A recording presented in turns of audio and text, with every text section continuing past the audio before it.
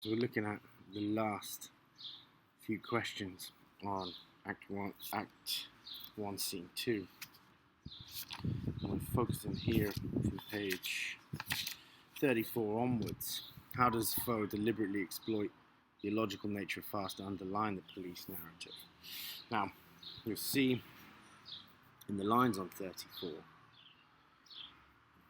the narrative that they construct as being improvised, which has within it elements of fastness. It's all right, it's good, it's not good enough. I gave him some chewing gum, and then the maniac pounces on this. He starts to chew, then he smiles, and the maniac adds, he loves juicy fruits, a type of chewing gum. And I go out shaking my head.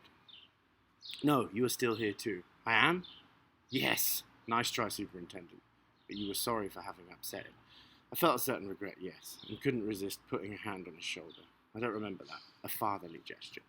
So, if you look at the promptings here of the maniac, they all send the direction of this sideways. They keep altering the course of this narrative in different directions. And they're not, crucial telling details here in many ways. They're simply designed to keep the police in that state of constant improvisation. At the bottom, though, the fatherly gesture alludes to his earlier jokes about needing to come up with a father figure for Pisani because of his, for the superintendent, his violence. We've got this reference to his earlier jokes here. And then the maniac nudges the constable and says, he did it, I saw it, see? Well, if he says so.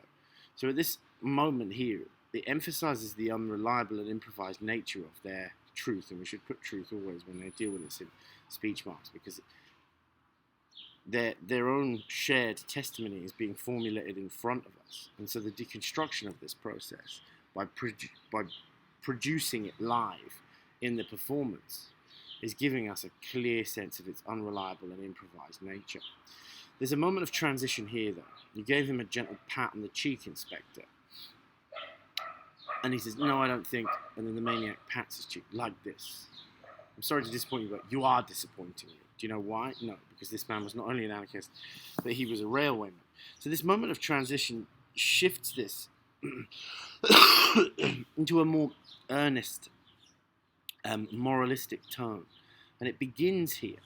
It shifts the direction of the comedy because the maniac changes the emphasis in the final moments of the scene to a moralistic concern with a sort of shared humanity.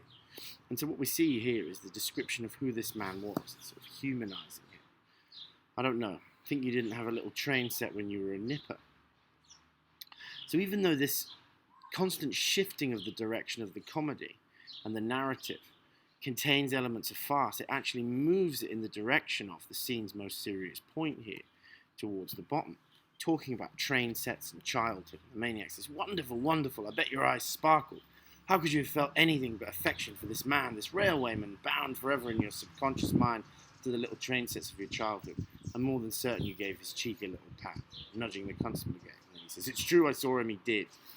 So the farcical scenario here for a police improvisation, of them dreaming of childhood and giving his cheeky little pat as if they're having this sort of warm paternal experience, does, in spite of its farcical nature, draw attention to the railwayman's humanity and the central point of criticism that the maniac is going to level at them at the end of this scene, that ultimately the layers of reality and deception are so extensive in this incident that it's actually just the loss of humanity, the loss of concern for a fellow human being, that is the lens through which we should look at this scenario, rather than this sort of obsessive fussing about the details. The maniac's deliberate destabilization of the possibility of pinning down the details is telling us really that we're looking at these things through the wrong lens in many ways. We're looking at these things through the lens of a kind of factual fussiness that he's also kind of not concerned with, because his own methods expose the nature of his own deception. And so what we end up with is this shift towards a moralistic kind of conclusion in the play. The maniac then says, "There, my lad, you didn't take it like that, and you called him by his Christian name." And Pisani says, "I certainly did not." The maniac just says, "Don't make me lose my temper." And Pisani just suddenly agrees, "Very well."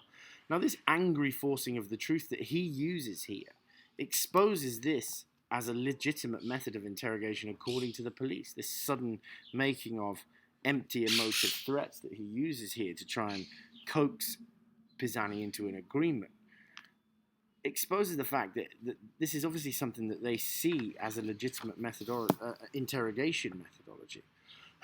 And then we get along to this final scene. Let's get it down word for word. So that here, in the process of trying to compose a drama, they're composing a script. He said, "Come along now, my lad." And as he writes, "Come along now, my lad. Don't take it like that. Don't take it like that." And then we began to sing. And then what? Sing? What? You begin to sing, all of you. Sing.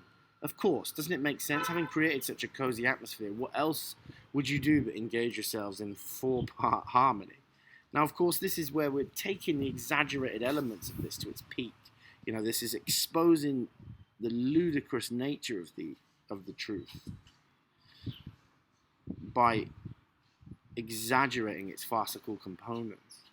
But it's telling that this point of limitation for the superintendent, he says, "Your Honor, we can't possibly go along with this," is actually something that is about unity and togetherness, of harmony. And then the maniac loses his cool with this here. And then I wash my hands of you. There's the window. It's the only viable alternative. So he ends up in that same situation that they found themselves in, forcing them into a suicidal raptus. First you cook up one story, then you cook up another, and neither of you can agree on either one. And both are masterpieces of incompetence. This paradox exposing both their artistic nature, but their complete inadequacy as recollections of the truth. Who believes anything you say? No one. Why? Because besides being evident garbage, your stories lack the tiniest vestige of humanity. And this is what he desires and drives after in his final utterances and insistences in the scene. This vestige of humanity. No warmth, no laughter, no pain, no remorse. Sing, and then he orders them to sing. For God's sake, show a human heart beating beyond the sordid tangle of lies you have left in your wake. Before it's too late, give the public something to believe in. Sing, sing, and they may forgive the superficial facts. 3 tortured human souls, albeit they are policemen, singing their suspect's song with him to cheer him through his darkest hour, the song of anarchy itself. Our homeland is the whole world. Our law is liberty. We have but one thought, revolution in our hearts. Now, there's an enormous irony involved in this because we see this as the complete counterpoint to the superintendent's fascist songs earlier on in the scene that he draws out of him. But the inhumanity of the proceedings is what the maniac, what provokes the maniac's moral objection